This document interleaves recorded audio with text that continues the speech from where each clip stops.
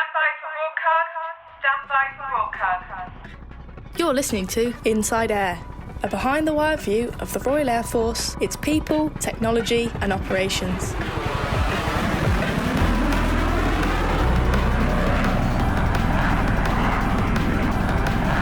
Hello, I'm Squadron Leader Peter Lisney, and in this episode, we count down Inside Air's top 10 episodes of 2022. We'll also reheat a few stories, just in case you missed them. But first, see if you can identify this noise. His Majesty's Tower under guard. By your front, quick, march.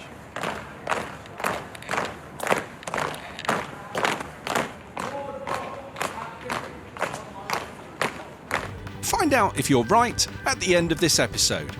Now, as Inside Air reaches its second birthday, we asked our correspondent AS1 Emma Kerwin to tell us your top 10 favourite episodes of 2022. This is based on the number of downloads in the first 7 days from release, and there's a real variety of stories, plus one or two surprises too. So, over to you, Emma. Hi, I'm AS1 Kerwin, and what a year 2022 has been. After all the turmoil that COVID caused, I think many of us had hoped for a quieter year, but it's been quite the opposite. There's been breaking news stories like the death of Queen Elizabeth II, who died at the age of 96. The first tender notes featuring King Charles were unveiled by the Bank of England. We had 3 prime ministers in 1 year. The Lionesses won the Euros, and sticking with the football as Argentina beat France at the World Cup. Safe to say it's been a busy time. Here at Inside Air HQ, there isn't really a HQ because we all work remotely, but you get my drift. We've been busy as well, bringing you news stories and features from all over the Royal Air Force. And now, as 2022 comes to a close, we're looking back at some of the most memorable moments. So why not get a tipple of your choice, sit back and relax to our top 10 episodes of Inside Air over the last 12 months. OK, let's get cracking.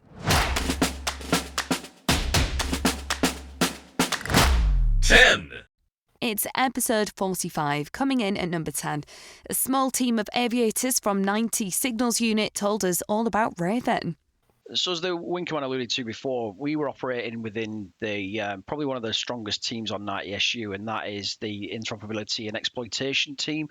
And it's the role of that team to try and make systems talk to each other. And whilst that's interesting work and obviously very fruitful in terms of the challenges that it brings, we were kind of shocked that these things weren't captured inherently during the design and procurement stages of what are, multi-million pound, if not billion-pound projects. So as we started to delve into that more and more, we began to get more and more frustrated with what was being delivered, and we just kept seeing the same trends fell over and over again. And every time new equipment hit the hangar floor for the guys and girls to deploy, it just came with more and more problems each time. And it was that drive as to question why our delivery organizations that we as the MOD employ purely for that purpose would keep allowing this to happen. And it was a close examination of that led to us not only producing this project, but producing it in the way that we have done, using the methodologies that we've chosen to do so, just as a way of trying to show that there's a better way of doing business and that we as the MOD need to catch up with that. I often joke that when people say, what is Raven? And I answer, well, Raven's a state of mind. And there is something in that because it absolutely is a methodology and an approach. But really, it's about getting stuff into the hands of users earlier in the cycle and letting them develop it. But ultimately, it is also a thing that exists.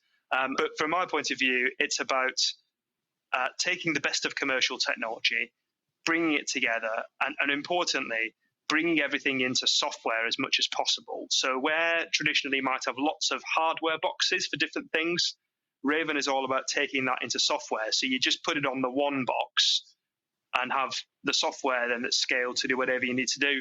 That means you can scale it more quickly. It means you can do more things with it simultaneously.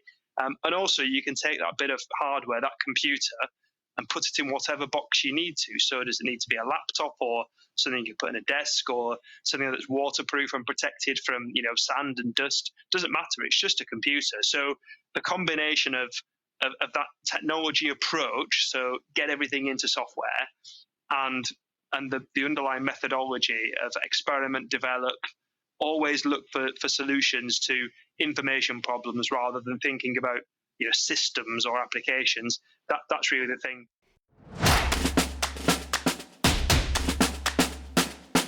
9. Next up, it's episode 38, RAF Cosford, last airshow standing. This was recorded back in May, and there were lots of excitement about airshows returning after the COVID pandemic. Here, Squadron Leader Lisney finds out more.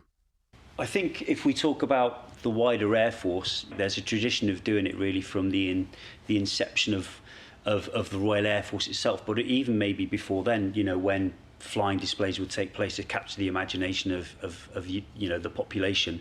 And the Air Force have traditionally been doing it for many years. People will remember RAF Waddington, RAF Lucas air shows. Scampton had a brief go at it for a little while. But even other stations would have families days and flying days and things like that. At Cosford, you can go all the way back to 1938, 39, really. The war's just about to begin. We've just started training apprentices, yet they still somehow found the time to have air days where they could invite the families of the apprentices down to see what was happening. They would purposefully crash an aircraft just to show how they would normally react to an aircraft crash on an airfield. And of course, as other stations have shut down or maybe aren't able to put on air shows anymore, you get to 2022, where you find Cosford as the last RAF organised air show anywhere, which makes it a very important part of the calendar. What's the future looking like for the Cosford Air Show? I think from a purely Cosford point of view, as long as the appetite is still there to put the air show on, then Cosford's got a long-term future within the Royal Air Force. It's a station that's not going anywhere, and given that Cosford has been so successful over so many years, I wouldn't see it going away. I guess we might see more electric aircraft on the flying display in the future. That would be amazing to see. 8. We're travelling almost 9,500 miles from Shropshire to Australia for this episode. It's number 48, Typhoons go pitch black down under.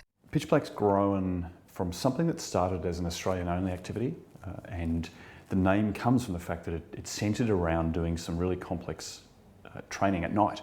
And when you train over, when you fly over the Northern Territory at night, it is pitch black. This year's fascinating in that we see the RAF hit down here, which is incredible. I mean, we have such a long and deep history with the RAF. And one of the great strengths of this exercise, which is deliberately aimed at tactical air combat execution. And what that means is it's about how we plan a single, very complex mission.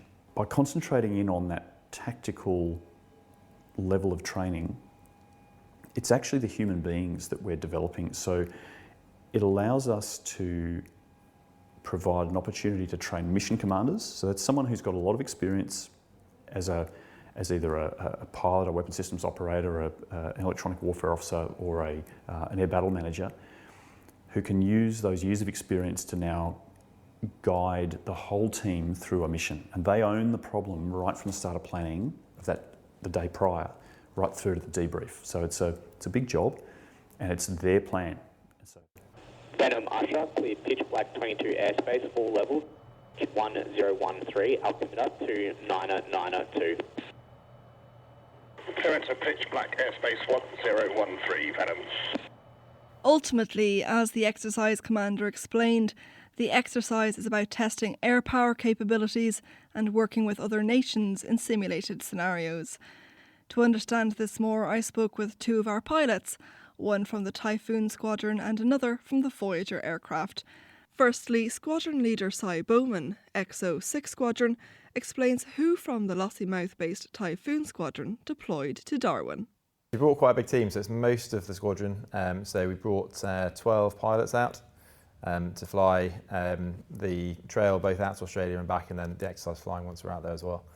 We did a lot of counter-air missions, mostly, so both defensive counter-air, where we simulate defending a point. So in the north of the airspace, we'd have a number of points that we were defending from enemy attack. And then we'd have red air, again, up to kind of 20 or 30 aircraft potentially. with ground threat simulated as well, who'd be trying to attack those points. So we'd be trying to defend those. And then we flip it the other way around. So we do the kind of offensive counter-air elements and strike elements as well, which Typhoon can do both of, whether it be kind of air-to-air, trying to gain control of the air so that strike packages behind us can come in and strike enemy targets, or actually doing the striking ourselves. And at some points, rolling between the two. 7. This next episode was a bit of a tearjerker for me. It's all about the RAF getting its very first hymn. The music is just so powerful. Anyway, see what you think in episode 39, Origin Story of the RAF hymn. Whilst the Air Force has used a couple of hymns over the years, one of them, Eternal Father, which of course has got a long history associated with the naval service, and also God is Our Strength and Refuge, which typically is set to the Dam Busters March.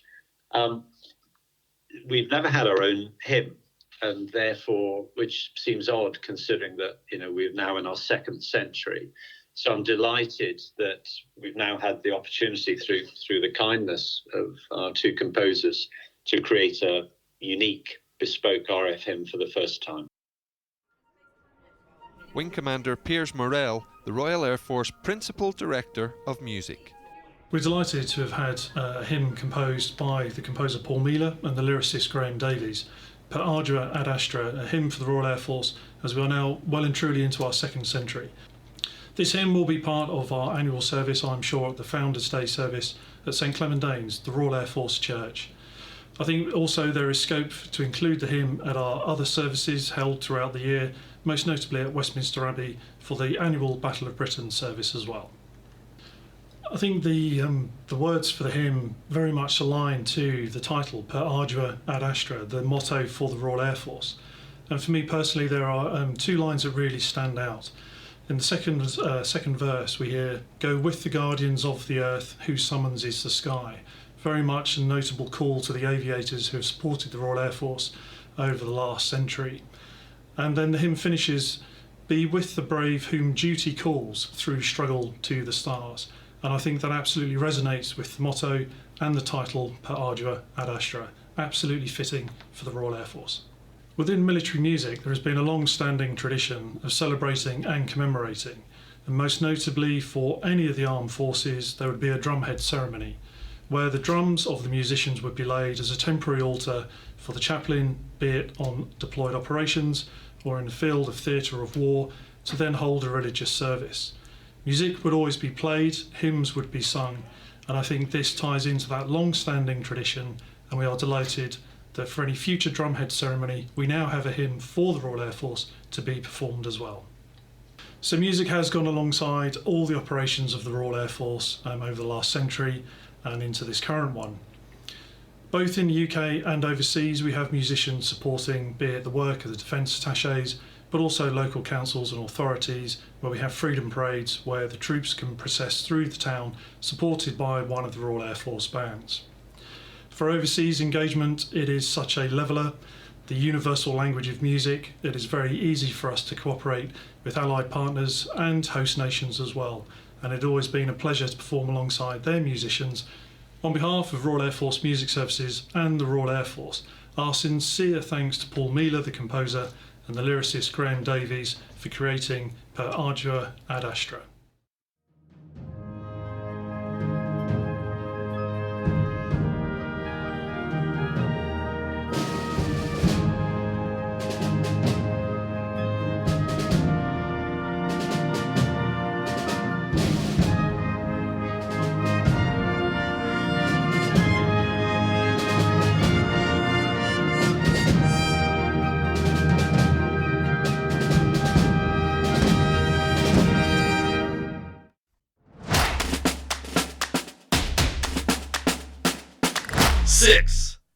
It's episode 35, the operational training centrepiece that I did. I went to RAF Leeming for it. It started off as an episode just to find out what the OTC actually is and what pre-deployment training is put on for personnel.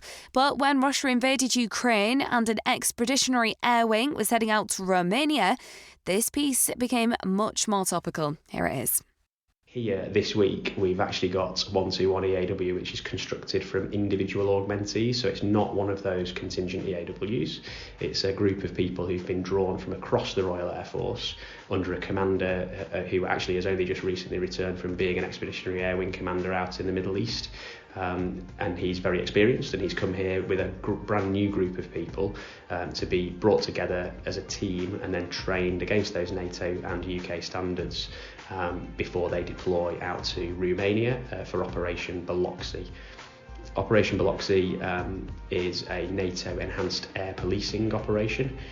So this is where the UK has been invited to contribute to a more enhanced air policing in that country on behalf of NATO, with Romania, who are obviously a NATO partner.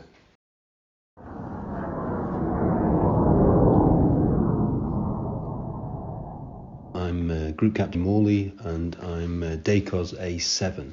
So I work at HQ Air Command within 11 Group. And our role in A7 is to provide collective training, operational collective training, both ground and air. How does the current situations feed into this training? Obviously, there's issues going on in Ukraine and Eastern Europe at the moment. Yeah, it's a changing situation politically in Eastern Europe. And what we would do is we'd pick up on that and we'd feed that into what we think we need. That's working quite well. I mentioned earlier we're a learning organisation, so we do morph. We must remain with that flexibility to stay on our toes, if you will, where we can sort of change and flex to meet the operational output. And we like to think that we can do that. For the last year or two, we've been changing from the war in Afghanistan to the possibility of a war to meet the changing future conflict needs. So with the current training that's going on at the moment, you'll have people keeping an eye on the latest news that'll get them fed into this process in each of the different groups. Yes, and that's the idea. And in actual fact, for many years now, every single exercise, major exercise, but even more importantly, every single operation, when the commander comes back, we have a team of people at Air Command who literally exploit all of their experiences to make sure that that's fed back into what we call the A5, the planning arena at Air Command. 5. Interestingly, number 5 is part 2 of the OTC piece that we just heard.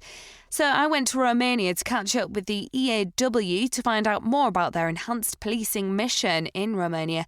It's episode 43, Enhanced Air Policing in Romania. I first met back in February of 22, and since then we've deployed out here to MCAB in Romania.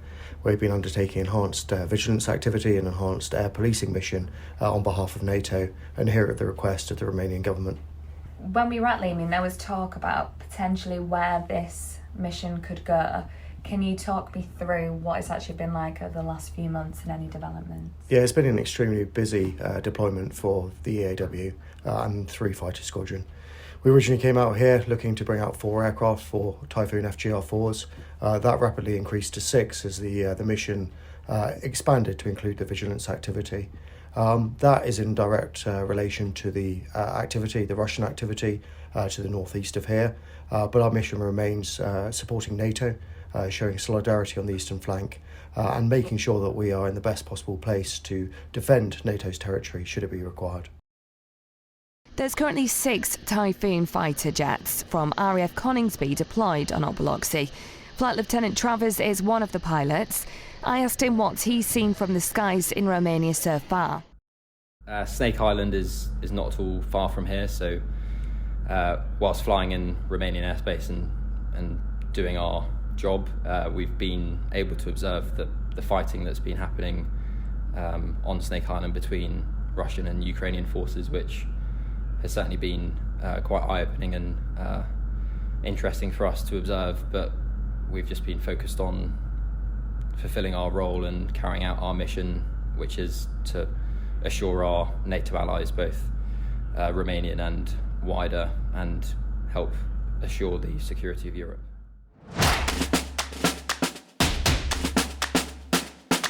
4. Your number 4 is all about fast jet pilot Mandy Hickson.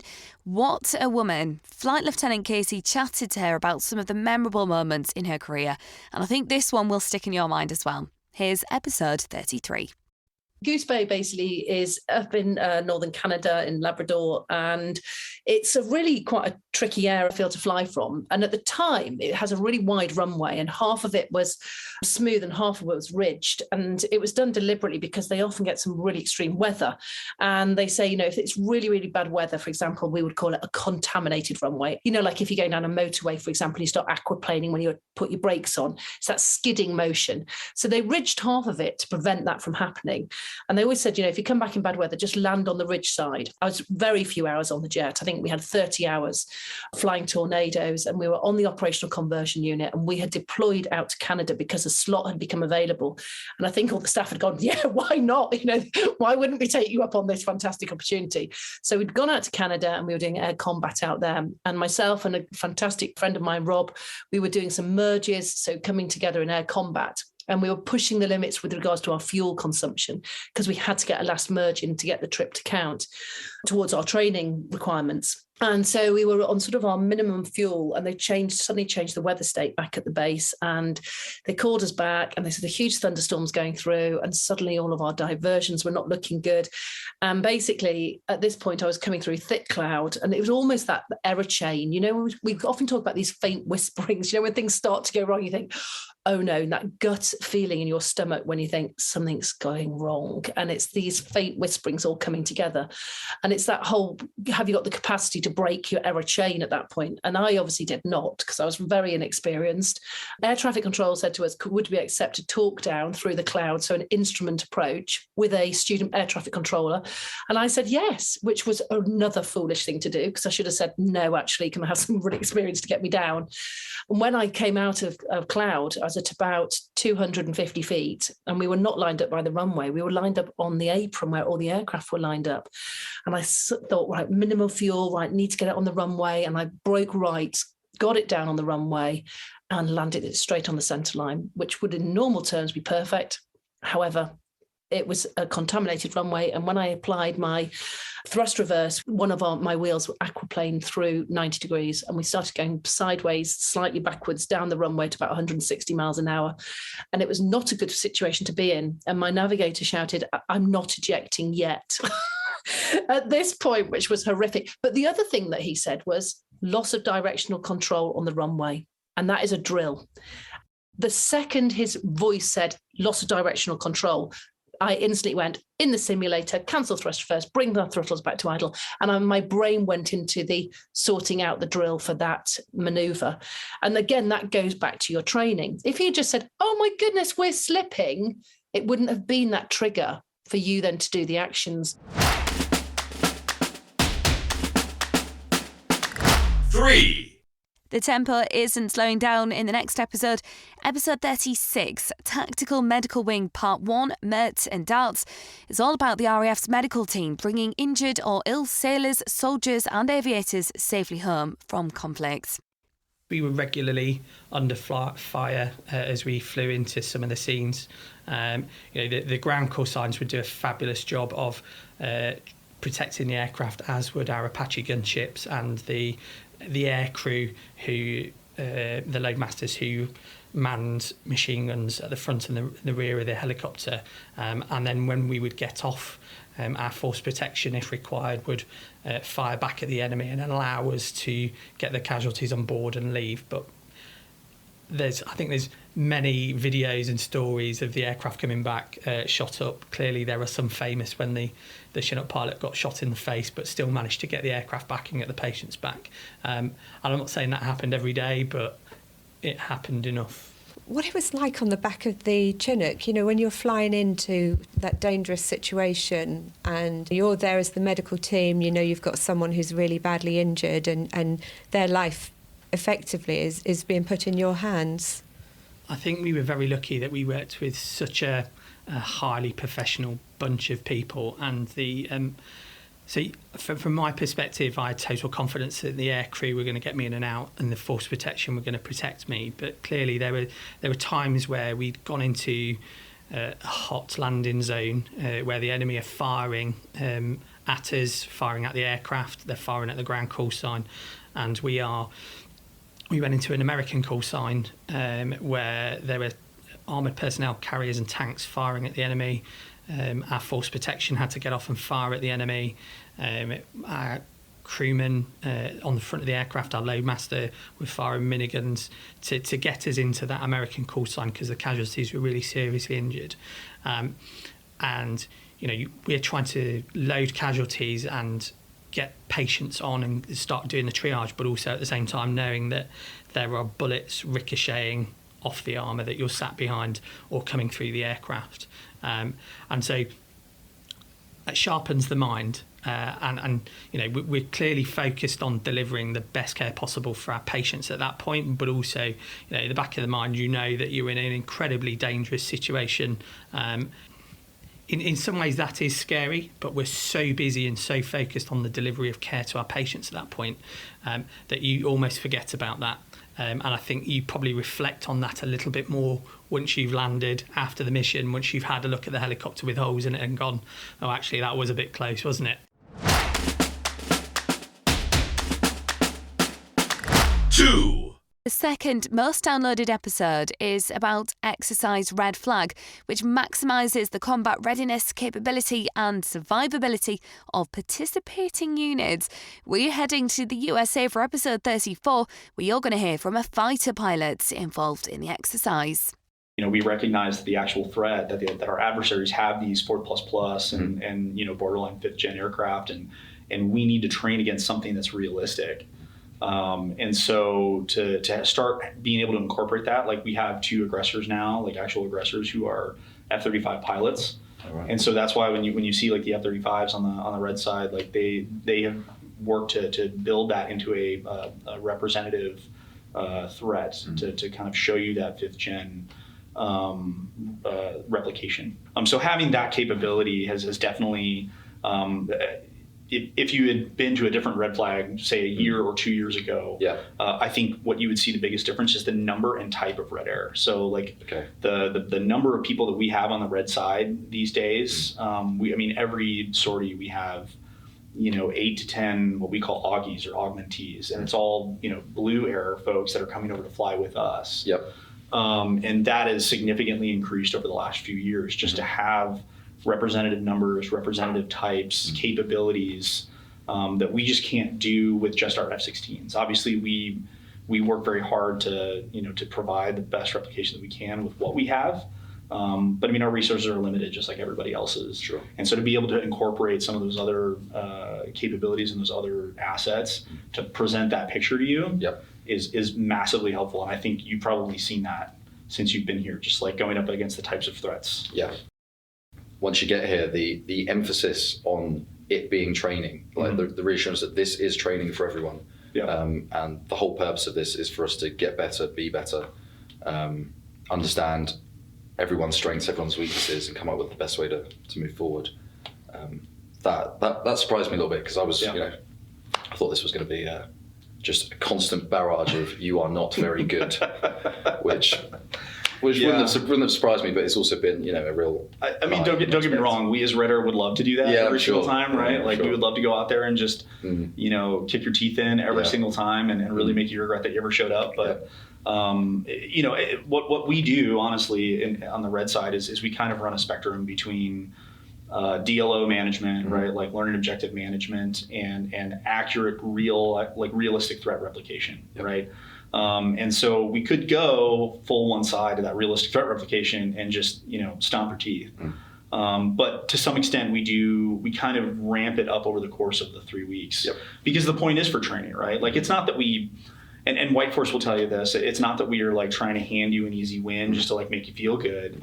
But we are going to put certain, caps and limits on things just to, we have so many limitations as it is anyway. One of which is, as large as the knitter is, it's still relatively restrictive, and especially with the types of threats and the types of weapons that both Blue and Red uses, that that airspace is not as big as it could be. And so we do have to sometimes limit ourselves just based on the limitations of the airspace and the range and things like that. 1. And finally, I know the anticipation has been building, and here it is. Your favourite episode of the last 12 months is episode 42, Trades and Branches Out, Professions In. I think this really shows how important the Inside Air podcast is in getting you the information you need. Here it is. The thing that we have now with their officers and their branches, the enlisted personnel and their trade groups, is what they designed in 1951 for that Air Force, for that society, for that size of Air Force. Back then, we were big in comparison to now. We were hundreds of thousands strong. We were doing national service. We had 30-odd thousand a year join the service each year. We needed something suitable for mass, rigid, simple, that everyone could understand, and was great for that society. But we're no longer a large Air Force. We're a small Air Force. We need to be nimble. In essence, we need to be agile and flexible about how we use our personnel. And hence, as you say, this journey we're on to move away from those 68 branches and trade groups into 11 new professions. So this isn't about name change, is it? This is about structure as well. Is that? Am I right? Oh yes. I think it would be such a mistake to view this as a name change only exercise. Not only am I with my teams moving our 68 branches and trade groups into these 11 new professions, if you like, making bigger professions, but I'm baking in the workforce agility and flexibility by allowing our service personnel to serve in the broadest range of roles within their profession, depending on their aptitude and the service need. And I'm not just making bigger blobs of trade groups, because that in itself, of course, wouldn't give you agility and flexibility. There are 3 other things, Peter, we have to do at the same time to actually deliver this. And the first of those is get after our HR processes. And by that, I mean everything from how we recruit, what it says on our recruiting websites, through to the documentation they sign off when they join the service, the 08s and 75s, if you reflect back on your own journey. Then the career pathways they're going to go through, the QRs that they serve under, the APs that describe those career pathways. All of this HR systems have to be reformed as well. And I have Air Commodore Burns as my 1-star lead. And moreover, if we're after agility and flexibility, we're going to have to really get after training, because our current training acts, if you like, in many ways as a barrier to agility and flexibility. We front load training. At phase 2, it's long, and in many ways, it's just in case training at phase 2 rather than just in time. I've got to get after what really needs to be done at phase 2 and what can be done later on at phase 3 training, so that the training itself is not the barrier to moving people around the service. Instead, the training could perhaps be done at the workplace. It could be done just in time rather than just in case. And then thirdly, and this is why it's not a name change, perhaps the biggest cultural change for us is we can no longer in our future have these trade groups that are almost viewed by the service as homogeneous, that everyone in that trade group is exactly the same. Instead, when we don't have trade groups, we're going to have to look at our service personnel as individuals with competencies. What can that individual service person do versus what that one over there can do, and manage them by those competencies. And in our future, the competency record that each service person has will be as important to them as their pay record. And there you have it, your 10 most downloaded Inside Air episodes of 2022. If you have any stories or know someone who has a story to tell, we're here and we'd love to speak to you. Thanks for listening and have a happy and healthy new year.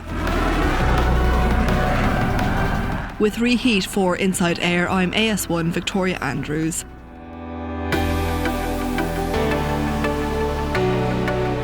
The next generation of combat air fighter jets will be developed as part of a new partnership between the UK, Japan and Italy.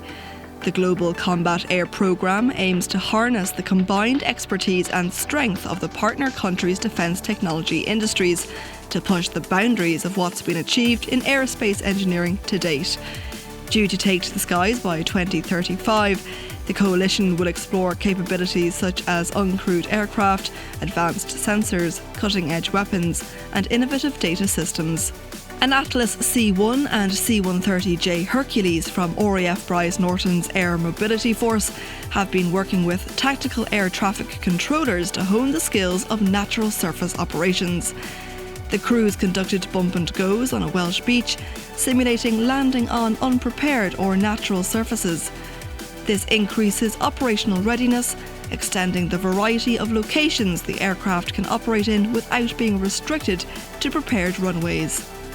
Voyager and Typhoons from 903 Expeditionary Air Wing have conducted air integration training with French Rafale fighter jets alongside the Charles de Gaulle Carrier Strike Group. Exercise Olympus Dawn saw the Typhoons practice simulated long-range missile employment based on radar tracks of the opposing fighters, before closing to do visual combat training. And finally, Air Chief Marshal Sir Mike Wigston has made an address ahead of the Christmas period.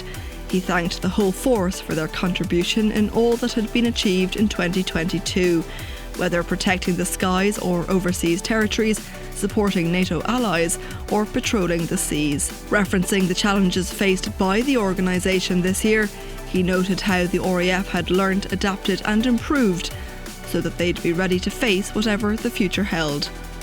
That's Reheat on Inside Air.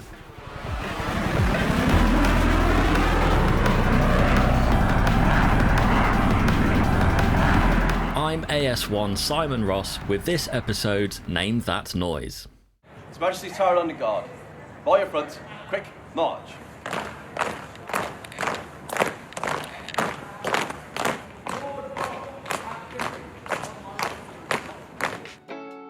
That was the sound of the King's Colour Squadron on public duties at the Tower of London.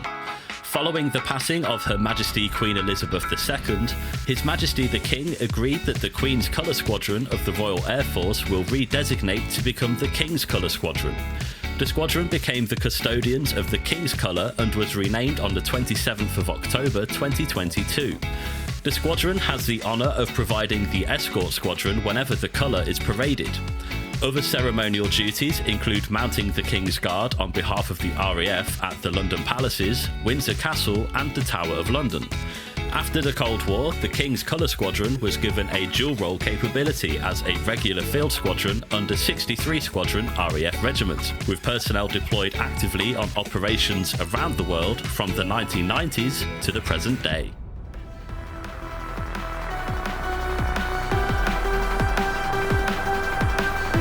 That's all for this episode of Inside Air. Please give us a review and subscribe on your favourite podcast app, and join us again soon. You've been listening to Inside Air, a behind-the-wire view of the Royal Air Force, its people, technology and operations. If you're serving in the RAF and have a story for us, please speak to your unit media and communications officer. Inside Air is written and produced for the Royal Air Force by RAF Media Reserves.